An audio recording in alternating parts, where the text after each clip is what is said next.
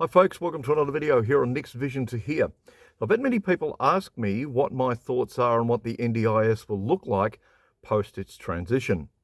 Well, we already have got a little bit of an insight into what it will look like. You only have to look at the disability employment sector. It's already been changed to align with the new agenda of the Socialist Labor government. It's now called Inclusive Employment Australia, IEA. That happened under the cover of darkness last year. So why would they do that? Well, it's very interesting. It takes it back to the old block funding model of the 70s and 80s, predominantly the 70s because that's Albo's love affair, the Whitlam era. We're seeing a great reset back to the 1970s here, folks. So what you are seeing here is a rebrand of the disability employment sector getting ready for what the new NDIS will look like. It won't be called the NDIS. It will most likely be called Inclusive Services Australia. Sounds very government, doesn't it? So here's my thoughts on how this is going to play out. They've already laid the groundwork with the disability services for disability employment. That's already been done. So the IEA is in play. The beneficiaries of that are the not-for-profit disability employment providers that provide social enterprises. What's a social enterprise? For those of you who don't know, the old shelter workshops rebranded. So this also includes people with disabilities who their employment capacity is 7 hours and under. So in other words, they only would be capable to work 1 day a week. That's fine. Under the shelter workshop system, they can do that. So this takes us back to the era that we in the disability sector have fought long and hard to get away from. So why is this being done? Well, if you think that people with disabilities on the NDIS have had time on their hands to have a independent support worker take them to the shops instead of working in a shelter workshop, you start to understand exactly what the government is doing here. They want the disabled not to have freedom of choice.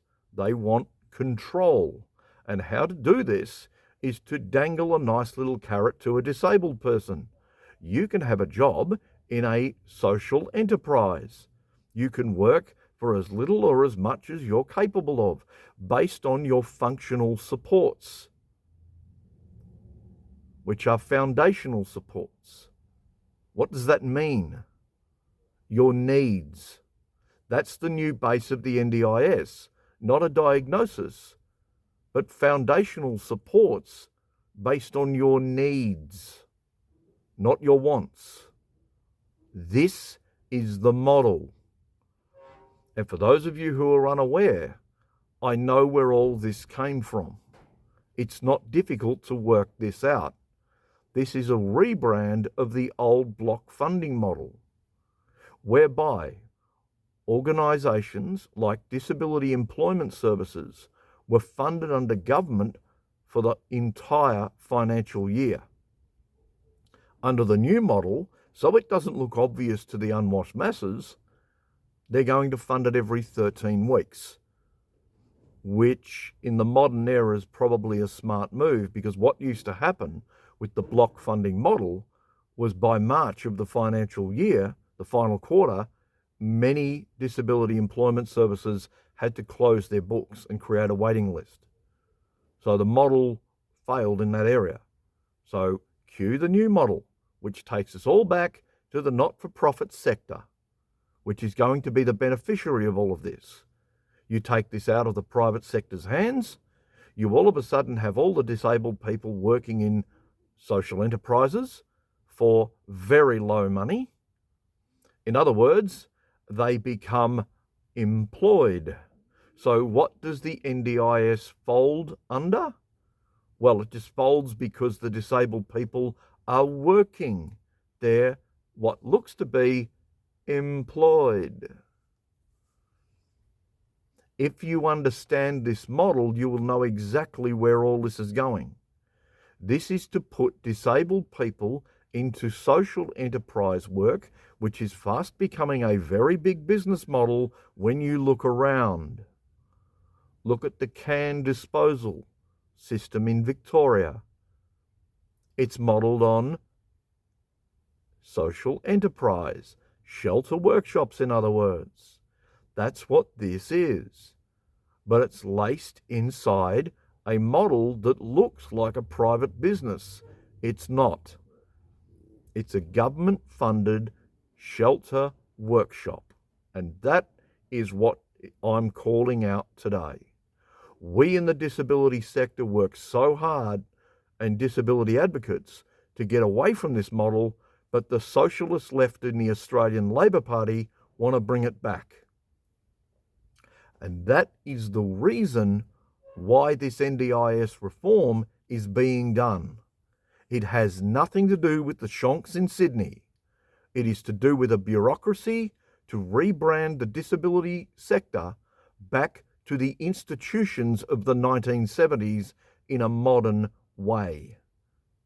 And that is the real agenda behind it. So instead of worrying about seeing the media hype, look behind the real rhetoric behind it. This is to hollow out the private sector. But not only that, it's to hollow out the person that created the NDIS, Bill Shorten, and his cohorts in the Labor right faction. This gets very deep into why Anthony Albanese, our Prime Minister, is doing this. This is all part of a very big plan to rebrand the NDIS under a different name so he has a legacy. That's what this is to do with. He's found a vulnerable part of the community to be the target, and that's the disability community. That's the latest video on Nick's Vision to Here. I hope you enjoy your day.